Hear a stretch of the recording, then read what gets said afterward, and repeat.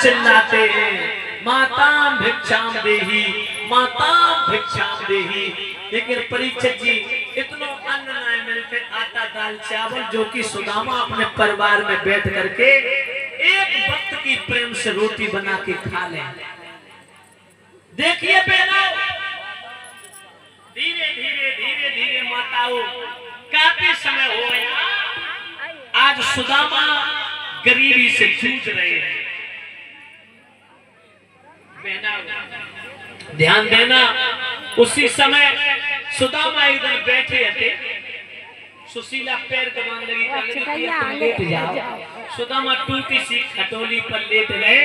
अब सुशीला पैर परीक्षित जी दबाती जा रही। बलराम थोड़ी साइड दे दो करो कम से कम भैया, परीक्षित जी की तरफ है।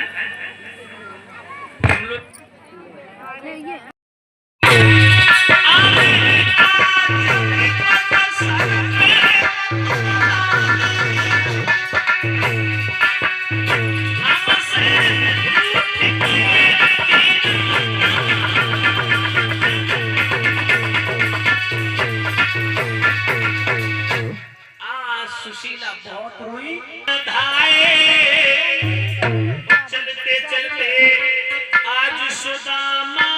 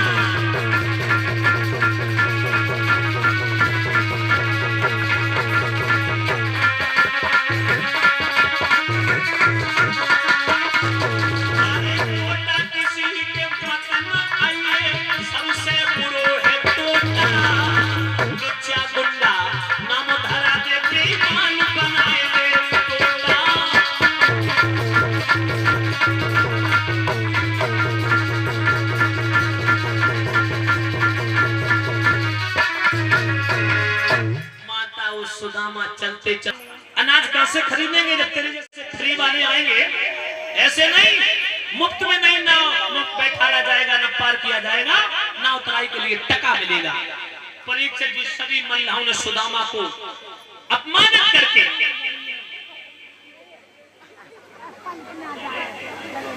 बहनाओ ध्यान देना परीक्षित जी, उसी समय भगवान कन्हैया ने देखा मेरा परम मित्र रो रहा है बैठा बैठा, कोई पार नहीं करना। परीक्षित जी भगवान कन्हैया मल्ला बन गए, मल्ला। देखो मेरे गोविंद, परीक्षित जी भक्त प्रेम के पाले पड़कर प्रभु को नियम बदलते देखा। अपना मान भले टल जाए पर भक्त का मान न टलते देखा। मेरी बहनाओ सोई मल्ला बन के आएंगे कन्हैया। सुदामा से कहीं कहां जाओगे? बोले द्वारका। किससे मिलने? बोले द्वारकाधीश कन्हैया बचपन के सखा से। भगवान बोले नाव तराई के लिए टका देना पड़ेगा। सुदामा बोला भैया मेरे पास कुछ नहीं। भगवान बोले कुछ तो होगा। सोई परीक्षित जी सुदामा कहने लगे भैया मेरे पास जो है वो आप लेंगे नहीं। क्या है तुम्हारे पास? बोले गरीबी। भगवान बोले तो गरीबी दे दो। बोले जब तो मेरे कन्हैया के धरोहर है, जाए मैं तुम्हें कैसे दे दूं? भगवान बोले तो नहीं पार करेंगे। परीक्षित जी सुदामा निराश होकर बोले तो ले ले भैया। भगवान ने सुदामा को नाव में बैठाला, मल्ला बन के नाव में बैठाल के पार किया। सुदामा की गरीबी का हरण भगवान ने मल्ला बन के रास्ता में ही कर लिया। बोलिए वृंदावन बिहारी कन्हैया बेड़ा पार कर गए। चलते चलते सुदामा द्वारका पहुंचे। द्वारपालों से सुदामा जी ने गुहार लगाई, हे द्वारपाल